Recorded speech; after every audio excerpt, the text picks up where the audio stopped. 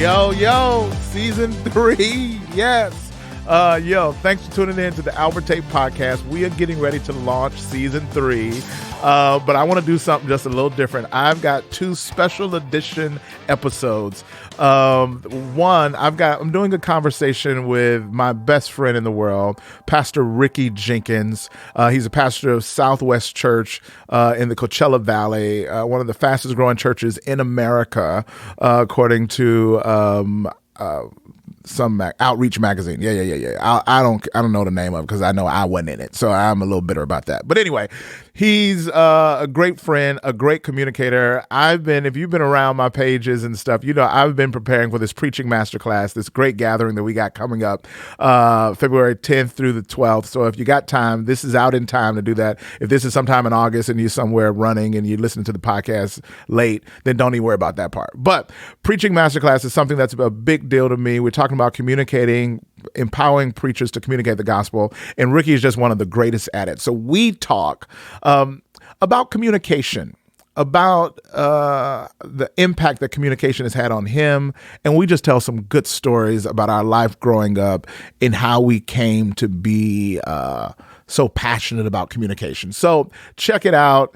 You don't want to miss it. It's a hilarious, powerful, passionate conversation with me and my boy cutting up, but talking about communication. Check it out. Ricky Jenkins, Communication.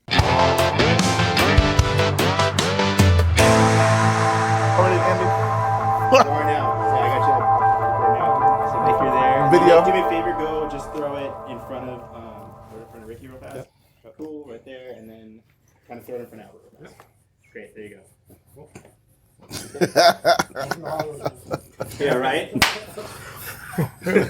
Are we good? All right. I'll just count you in, I guess. And you guys know what you're doing more than I know what's going on here. Yeah. This whole thing, so. You feel good, Albert? Yeah, I feel great. Yeah. Do I look comfortable? Or in conversation. This is like Arsieno and Eddie. The Arsieno and Eddie episode. And please believe, I'm Eddie.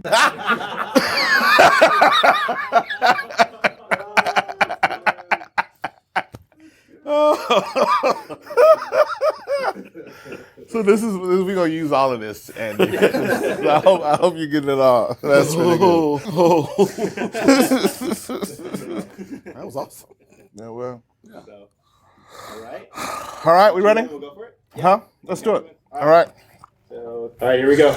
In 3, 2, 1. Yo, my man Ricky Jenkins is in the building. I'm so excited. We get to talk to him today on the Tate podcast. Dude, it's good to have you here. What's up, dude? How you doing, man? I'm doing good. I'm excited. Yeah, it's me gonna too. Be fun. Yeah. Me and Ricky are best friends. We talk every day, so this is probably going to be one of the most awkward episodes. Ever.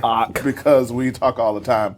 But one of the things that this episode in particular, Ricky, from my perspective, is one of the best communicators of the gospel in the country. And this episode is all about communication. Rick, when was the first time, if you can remember, when you were moved significantly by someone's oratory skills? Like when you heard something or saw someone speak and you were like, whoa, and it touched you and moved you? Man, that's a great question.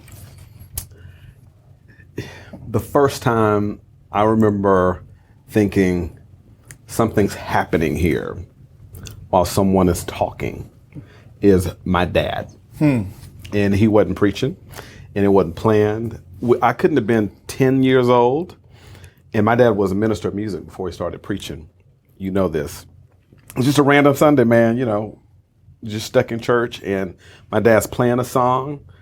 I'm not even paying attention. I'm 10. This is in a church service. This is in church service. Sweet Rest Church, Pearl, Mississippi, 1987, I think this was. And my dad's just playing a song, choir singing. My dad slams the piano and breaks down crying. Wow. And it was awkward. You could hear silence around the church. The choir stops and everybody's just got the big eyes, like, what is going on? And my dad's just breaking down crying.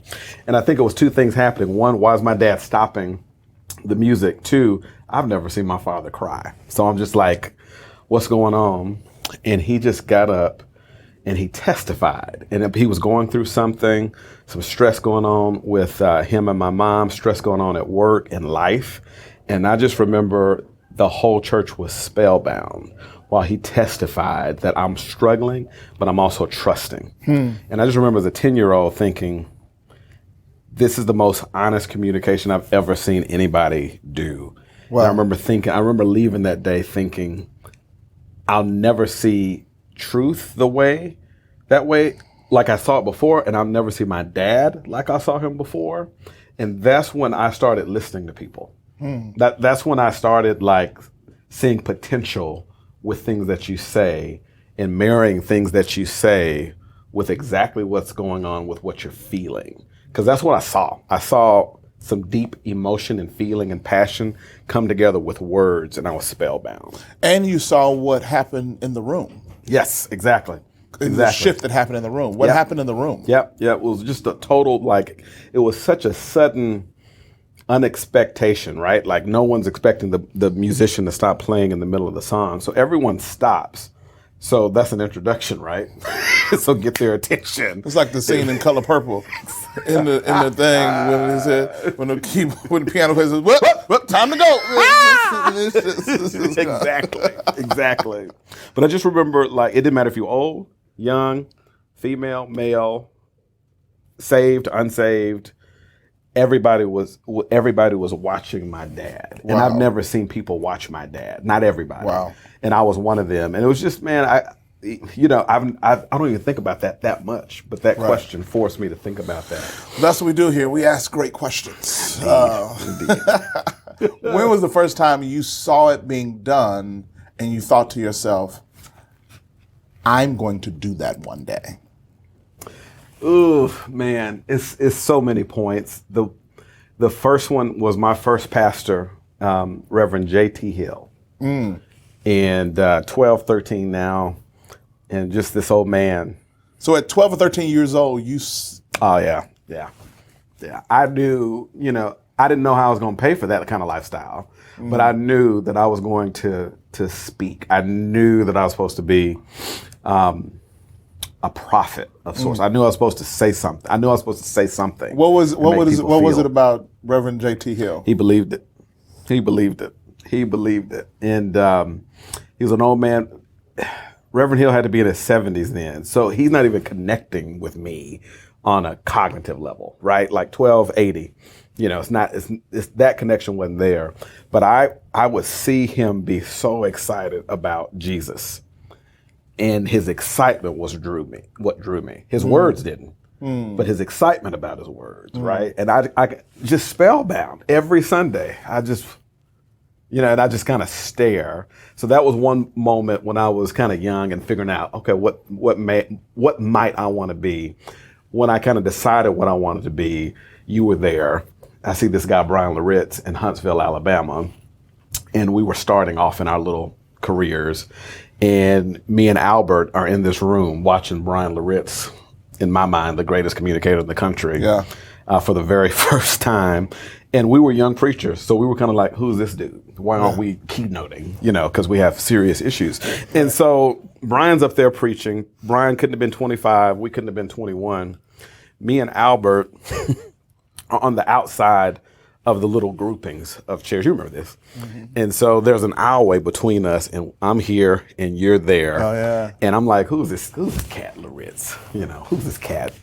And he preaches, what's this, 20 years ago? Yeah, it was over 20 years ago. So he's 25 preaching just like he does today at 45. And the dude's putting Jesus on the cross and taking him off and putting him back up again, in the eloquence, in the cadence, in the poise. And the whole time we're like this. Unlike anything we'd ever seen before. I mean, we were spellbound, dude. Yeah. And we were both like, I remember me and you watching Loritz like this. And then we'd look across at each other like this. And then we look back up at him. And that's when it went from, I want to do that, to where I was like, no, I'm going to do whatever it takes. Wow. I'm going to do it. Well, and then that was the moment when it became, Jesus, help me do that. Very much so. Jesus, if there's any grace left Yes. in my account, Yes. charge it to me being Yes. able to do like that. Absolutely. Because what he did, if I could do what he did, then oh my Yep. God. Yep. Like, well, he redefined preaching for us. He redefined it. He did. He gave us another vision of articulation. We got passion from our pastor, Yep. Reverend Jenkins, Yep. J.T. Hill, Yep. your grandfathers, my Yep. grandfathers. We got that. Yep. We got holiness. We got Yep. righteousness. Yep. But the art of rhetoric and communication and exegesis. Period. Oh man, Brian Loritz. Period. Yeah, he marked Period. us. He marked us. When your first sermon, tell us about the first time you stood and preached in the first sermon. I'm not sure if that's helpful to anybody. But it'll be amusing for me to hear it again. So, old school church setting, trial sermon. And my grandfather. Which means, so back in the day, they'll do trial sermons. Well, and they'll say, the trial sermon is Sunday night. And then one time a guy got up, he preached, and he says, well, so we call it a trial sermon. Y'all come back next Sunday, he's going to try it again. Essentially. So this is your trial sermon. It's my trial sermon. I had 3 months to prepare. November 15th, 1998. So 20 years this year. And I will never forget it. And, I'm in college, but all I'm studying is for this sermon. I read the New Testament easy, maybe a couple of times. Read most of the Old that year. And, I'm just waiting for God to kind of, you're going to drop a word. And nothing. 3 months, nothing. It was a Sunday night service. We have Sunday morning service. And I don't have a message. Nothing. There was nothing. I was blank. This is your first sermon. Invitations have gone out. Yep. The church is packed. The church is packed. People have come to support young Ricky Jenkins as he preaches his first sermon. Yep. And that day you have no sermon. No, nothing. And we've been doing Bible studies forever. We've been doing stuff forever. Just able to come up with a message and just blank. We, I got a brand new navy blue suit. Oh, yeah? Maroon iridescent tie. You was clean, Doc. You was Burgundy clean. Cole You was Hans, clean. cufflinks. You was, and I know you was clean because I was jealous. So that's how I know you was clean. I was clean. I remember we had dinner at Granddaddy's house. The whole family inside. I'm outside sweating, walking around the yard thinking, Jesus, you got to give me a word. When we get to the church and, dude, I was back in the back with the preachers. And so it's like 20 preachers. 20. That's not hyperbole. It was 20. And these dudes are 75, 95, 400 years old. And they're all in the study. And me and my dad are pacing. My dad's a pastor. So me and my dad are pacing in the hallway. And every 5 minutes, my dad will stop and he'd look at me and say, you got it? And I'd be like, And we just keep on pacing. And he'd say, Pacing what and about praying. now, And man, the choir started singing. I can still remember when we all get to heaven. And the choir just, they in there rocking in church. I'm directing the choir. Yes, exactly. So they were. I'm directing the choir when we all get to heaven. So they were Gabriel rocking. Jones is singing. Doc, you remember that? I remember. Yes, Gabe is singing. Gabe is singing. He sang the solo. Gabe is singing. And something hit me.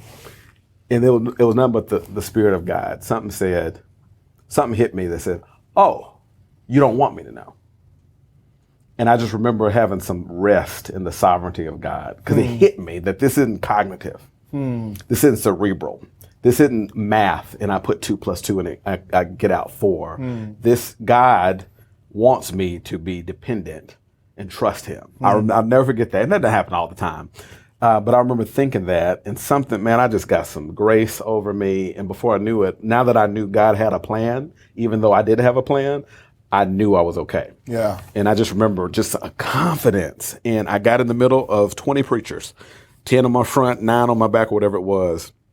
And dude, I never forget, you were directing, choir's belling out. We all walk out into the pulpit for the first time. So if you don't know black church culture, Yeah. the black churches, the pastors are gathered in a study, Yep. in the pastor's office, if you will. Yep. And then when it's time to go out, after Yep. the first song or two, Yep. they pray together in the back. Yep. And then they all process out. Yep. And they go up on the platform, Yep. and they all sit. And the Yep. man that's preaching sits in the center chair. Yep. So for the first time in his life, Ricky is about to sit in the center chair. Yeah. So while we're singing, y'all process out. Yep, we process out.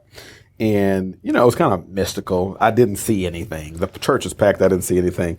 And I just remember walked up in black church culture.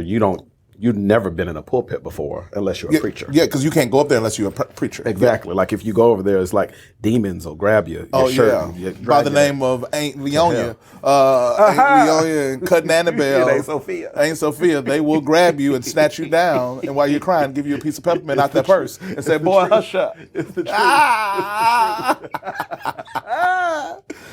Oh, man. So we walk out. And then the thing is, you know this, all the preachers stand up in front of the chairs. You make sure everybody's got a chair. Everybody's standing. So I'm looking at the crowd in front of the big chair, and I look up, and I get a vision of a mountain. I still remember it. And stuff like this didn't happen to me every day, but I can see a mountain, and I see kind of the clouds descending, and I'll never forget. I see the words kind of spilling down off the mountain: a new dawn, a new fire, and a new you. Text, 1 Chronicles chapter 7, the verses passage. I had read it 1,000 times. You saw the text in the I saw the passage as text. well. Everything comes down, and in a second, I had 3-point sermon. I knew it, and it was a miracle. It was a miracle, 100%. And I remember when I sat down, I had a message, and I knew it. I knew it, and so you know. It was one of those days, and It was one of the most profound services. I mean, this brother preached. I still know the points. Folks in our church talked about that for months, if not years. And at the end of that service, many gave their lives to Christ. Yes. It was one of the most epic first sermons ever. yeah, Yeah, it was Yeah. unreal. Yeah. It was unreal. Wow. yeah, That was good. that's it. And you got a love offering. I got a love offering. Bless the Lord. Yeah, that suit is paid for now. Now you can put some payments on That's that right. suit. That's right. Got some Go more to- coal, huh? Go down to Oxford Street and put some on it. Burlington Coat Factory put some stuff on layaway. Man, as a communicator, what's your process, and what do you pray before you go out on stage? So when I was in Pelahatchie, there was an old cedar block office. You've been in there many times. Yep. And Pelahatchie is a small little church in Mississippi, and this spider-infested cobwebs, white cinder blocks. I mean, it was not the most beautiful spot in the world. And my I remember that office. It was scary. oh, it's scary, Doc. My my study would open up to the congregation. So once you open that door, Yeah. you are faced with Yeah. the crowd that is gathered, all 9, 10 of them. Yeah, yeah. So Packed you pull out, and I used to go in that bathroom, and I used to kneel at the toilet, and I used to pray at that toilet. And that was a moment of come to Jesus, a recognition of what I am in my righteousness. I thought the toilet was equitable of my contribution, and it was a humbling posture for me and a reminder for me That's good. of what I'm about to bring to this. I don't bring anything. Jesus, you bring everything. Help me as I step outside of this room. Ever since then, I kind of carry a toilet in my heart and in my mind, and I'll kneel down before I preach at that old toilet in Pelahatchie. And that's kind of the posture of the prayer that I pray. That's good. Any rhythms like that before you preach? What do you do? Yeah, it's changed over the years, but it grows more sincere with every passing year. I'm terrified. I'm scared to death of preaching and communicating solely through my gifting. I'm terrified of it. I'm scared to death. And people have told you all your life, you're one of the most gifted people they've ever heard. You're one of the most gifted people I've ever heard. And there's a lie in my head that says, you know exactly what to do to reach a certain objective. So it's almost like the compliments of people saying that you're gifted, the enemy uses it to play against you. Absolutely. And that's all you are, is gifted. So you're going to get up there and just use your gifts. Yeah, exactly. And I'm just terrified of that. And so, and you know, I'll be remiss were I not to say that 4 or 5 times in my life that has happened. Oh yeah. Tired or whatever. But so the prayer I pray now is, God, help me not to miss out on this for me. And so I pray every morning before I walk out. It's the same prayer. Lord, use this word to transform me. Use this word to transform my marriage. Use this word to transform my parenting. And in 4th place is use this word to transform my church. And so it does a lot for me. One, perspective. I need a word. Yeah. I need a word. And I can study and I can make points sing. And I'm scared to death, though, of just mathematically approaching the text. Yeah. So, Lord, use this, mess with me. And then, Lord God, mess with my first church. That's my wife. And mess with how we'll live this out. Mess with my kids, God, because that's my legacy. That's the only thing I'm going to really leave behind that matters of any proven salt. But Lord, you have given me a task. So use the process of messing with all of the Jenkins family and everything that you've placed in my hands to bear upon these sweet people that I've been praying for throughout the week. So that's such a that's my best 10 seconds of the week. Yeah. It's the safest, most vulnerable, naked, helpless, sweetest, most comfortable place in my soul is when I pray that prayer and walk that's out. good. That's why I love preaching. I love the neediness of it more. Yeah. I need it. Yeah. So, What sermon could you preach for the rest of your life? John 15, verses 1 through 11, the vine. Divine. Tethered to the vine. I could preach that right now. I could go preach Joshua 7 and Achan right now. Again, 2 passages that I need to hear the most. Staying connected to Christ and turning away from sin. I need those 2, pretty much every day. Every day. So I don't know what Every that says day. about me, but it's true. What advice would you have given yourself at 20 years old now? The young. You started preaching when you were 21? 20? Yeah, 21, first time. So what advice now as a 40-year-old preacher would you give that 21-year-old preacher? Oh, man. I would tell that guy, ooh, that's a good one. I would tell that guy, keep doing what you're doing, but lean into the people even more. And I would say that guy was a studier. That guy was studious. That guy loved preaching. And that guy loved people. But that guy didn't know anything about eisegetically reading your people.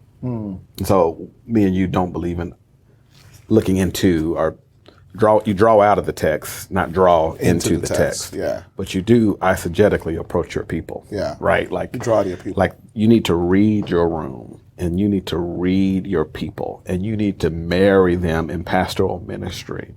And you need to allow what God wants to do with those people through that word to be how you define a sermon. You talk about not preaching to the paper, but preaching to the people. That's it. What does that mean?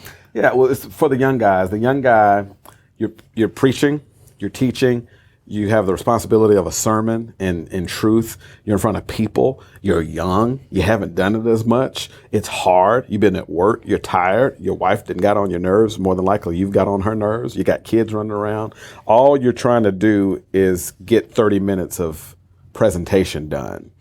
And too few times preachers don't do what the work to actually be with the people they're preaching to while they're preaching. It's not paying attention. They're paying attention to the paper. They're getting a sermon outline, done. their Exactly. thing, but not paying attention to what God's doing Exactly. in the room. Exactly. You got to smell your people. Man, we do something at Fellowship called Question of the Day. So we turn around to our folks and we tell them to ask their neighbor a question, and we do it during fellowship time. Every episode, Doc, I have what we call a Question of the Day segment. Okay. And I just want to ask you a rapid fire round of questions. Okay. All right? So just be honest, just tell the truth. What would you just, be godly. All right? Okay. Here we go. Okay. If you could join any musical ensemble of all times, which one would it be? New Edition. New Edition.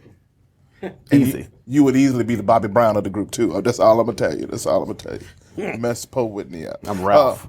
No, you ain't Ralph. You ain't Ralph. I'm gonna tell you that right now. You ain't Ralph. You ain't Ralph. What is something that everyone else loves that you think is overrated? I don't know. Any musical form or pop star that has come out since 2012. I don't understand it anymore. I found my decade. I'm going to stay there. I am my parents. I don't understand any of it. I can't appreciate any of it. Music is dead. Thank God for recordings. All right. What other profession did you consider pursuing? Law. A lawyer. Law. Yeah, it's going to be the next Thurgood Marshall. What is something you're bummed that you're still bad at? In the communication sphere? No, anywhere in life. Man, I am still, if I am tired, frustrated, having a bad day, I can be a jerk. Yeah. I can just be a butthole. Yeah, you can. Yeah. Yeah. Yeah. So even now, that's my prayer this year, is to find generosity and grace when I'm frustrated, and loving people well when my tank is low. Wow. And it's very convicting. And yeah. Anyways, yeah, that's what I do. Well, Doc, you called that one. Reverend, you nailed that one. This kind of intimate right now. Well, it's supposed to be. This you is ask me about Cheetos? well, here's them. Nah, it gets deeper from here. Gets deeper and deeper. Can't finish that line. All right.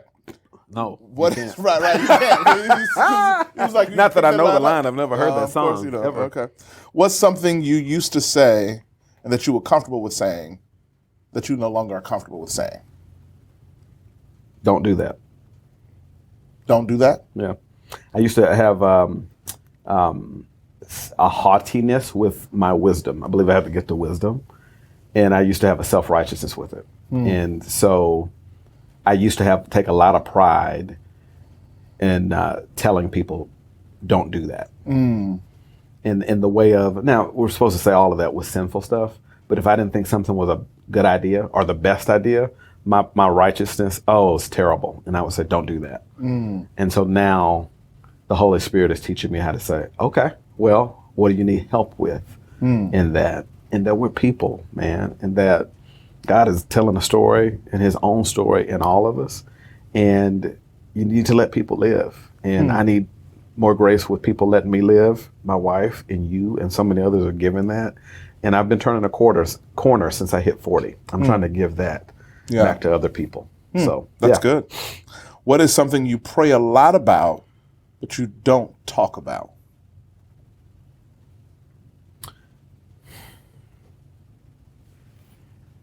I pray a lot about being the real deal.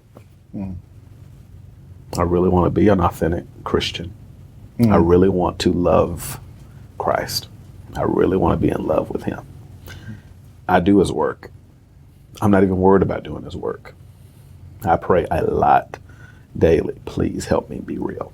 Please help me not miss out. Please help me to walk in your way. I pray that every day. Every day. It's good. Reverend, can you have something a little more lighthearted? Doc, come on. Let's go. The Spirit is leading. Come on now. Jeez, slow feet. Goodness. I love it. What Barbara Walter and me up in this joint. Good Lord. What When was the last time? Andy, you said no laughing. All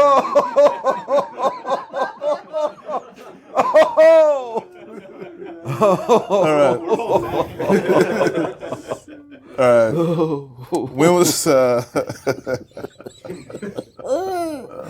Well done. when was the last time you had to say I'm sorry? The Lord Jesus Christ knows it was with my wife. It was 2 weeks ago.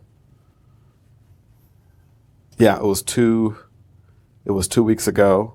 Gosh, it was actually a big deal. It was a small deal. I was late. And I just forgot. Time got rolling. I promised my wife I would be somewhere. She had to go to a dinner party. And I look up and I'm late. And I'm just profusely apologizing and texting, babe, I'm so sorry, I'm always so sorry. And she was gracious to me, and it wasn't a big deal. But that had happened like twice in the last 6 weeks or so. And as the Spirit, she gave me grace, she left, she was fine. She was fine. But I didn't have any rest. And I just felt the Spirit saying, don't do this. This is something you can control. And so I'm truly committed to being there when I say I'm going to be there. It's a small thing, but it's a big thing. But that's what I had to say. I'm sorry. Reverend, can we real talk? Yo, can I run this is the Albert Tate podcast. Can I ask my questions, please? What is something that is often misunderstood about you? People,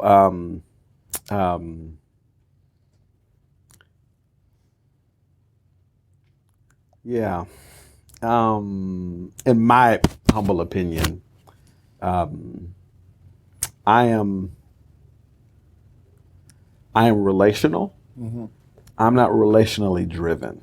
And so What does that even mean? well, what you never hear from your people is what I hear from mine is how nice a guy. You hit your mic. Hold on. Okay. But what I mean by that is, like, people see you and me in a sermon, and we are vulnerable communicators, and we tell stories about our lives, and there's no such thing as a secret, seemingly, when we're on stage. And that's just who we are. That's how we're wired to be. But I'm actually way more private in my regular life, and I'm way more introverted than what people think I am. And so I think people will be surprised to know that I need at least 2 hours by myself every day. Yeah. I think people will be surprised to know that I actually don't have to go out hardly ever.